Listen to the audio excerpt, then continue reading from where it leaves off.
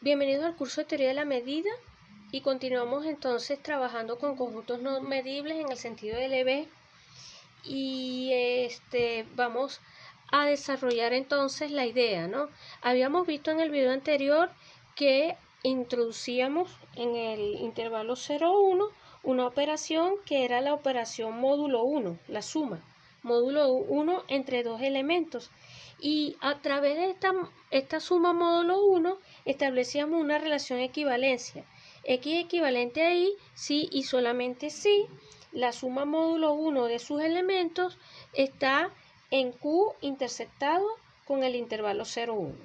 A partir de esta relación de equivalencia, entonces se podía, digamos, escoger, gracias a la suma de elección, construir un conjunto H donde íbamos tomando o íbamos colocando todos los elementos de cada uno de los representantes de la clase, ¿ok?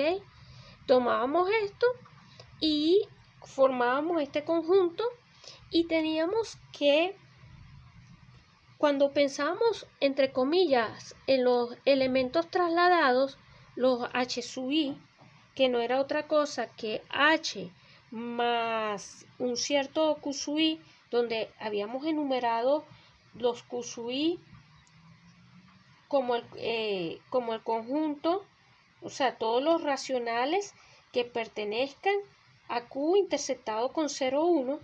Acuérdense que Q interceptado con 0,1 es un conjunto numerable, entonces podemos darle una representación de esta forma. Podíamos entonces tomar elementos, construir conjuntos de este tipo, y teníamos una propiedad, era que el intervalo 0,1 se puede expresar como la unión disjunta de estos H sub I, de estos elementos, para ir variando desde 1 hasta infinito. ¿Ok? Entonces, decimos que H no es leve medible. O sea, es un conjunto que no puede ser leve medible. Para eso vamos a utilizar la propiedad de que H, digamos que la medida de levez de H módulo Q sub J, que no son otra cosa que los HJ, es igual a la medida de H, a la medida de levez de H. Es decir, que estos conjuntos tienen la misma medida que este, porque la medida de levez es invariante bajo esta traslación. ¿Ok? Y entonces, usando esa propiedad, podemos expresar lo siguiente. Supongamos, ahora por reducción al absurdo, que H es medible. ¿Ok? Si así fuese, esto implicaría que los HJ son medibles para cada J. ¿Ok? Y entonces, como tenemos que la unión desde J igual 1 hasta infinito de los HJ me vuelven a generar el intervalo 0,1, tendríamos lo siguiente, que 1, que va a ser igual a la suma desde J igual 1 hasta infinito de la medida de los HJ, ¿verdad? Y esto no es otra cosa que la suma desde J igual 1 hasta infinito de la medida de H. Entonces aquí hay dos casos, ¿verdad? Tenemos que o la medida de H es igual a 0 o la medida de H es mayor que 0. Aquí para H solo puede ocurrir dos cosas, que sea igual a 0 o que sea mayor que 0. Si la medida de H fuese igual a 0, llegamos a una contradicción, porque por esta identidad que tenemos aquí arriba, entonces, si la medida de H vale 0, esto implicaría que 1 es igual a 0, y llegamos a algo que no puede ser. Y si la medida de H es mayor que 0, entonces vamos también a tener una contradicción, porque tendríamos acá que esto sería una suma infinita de términos y esta serie sería divergente, ¿ok? Y por una parte, entonces lo que estamos concluyendo es que tenemos una suma infinita de términos que tiene que ser igual a 1, y esto no puede ser igual a 1 si esto es positivo. Llegamos a otra contradicción.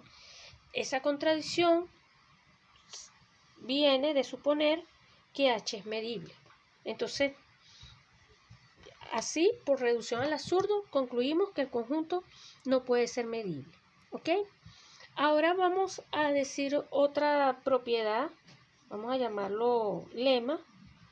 Si A es medible en el sentido de LB y A está contenido en H, entonces la medida de A tiene que ser 0. ¿Ok? Para convencernos de esto, también vamos a hacer un argumento análogo al que se hizo anteriormente. O sea, fíjense, vamos a argumentarlo de esta manera. Nuevamente vamos a llamar a su J a A más Q sub J. O sea, a los elementos trasladados. Y entonces podemos considerar esta sucesión desde J igual 1 hasta infinito.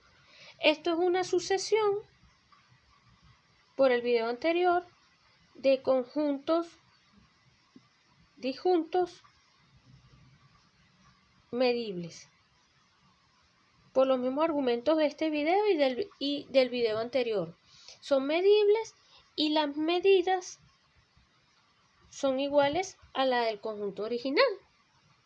Entonces, nuevamente, se puede hacer un argumento análogo al anterior diciendo esto, que 1 es la medida del intervalo 0, 1, pero esto es más grande que la medida de la unión de los J, desde J igual 1 hasta infinito, de los conjuntos A sub J, porque acuérdense que A está contenido en A está contenido en F, en H.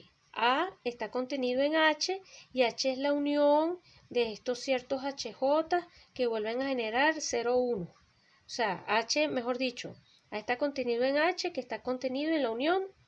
¿Ok? Entonces, en definitiva, esto es esto, pero esto es disjunto. Esto lo podemos expresar así. J igual 1 hasta infinito de las medidas de los A sub J. Y esto es la medida de, sumas sobre J igual 1 hasta infinito de la medida de A. Entonces, fíjense, tenemos esto y si la medida, si tenemos esta desigualdad, ¿verdad?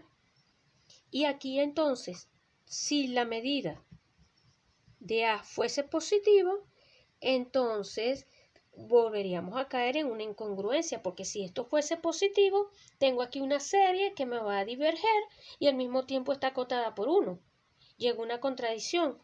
Luego, la desigualdad se cumple, la desigualdad anterior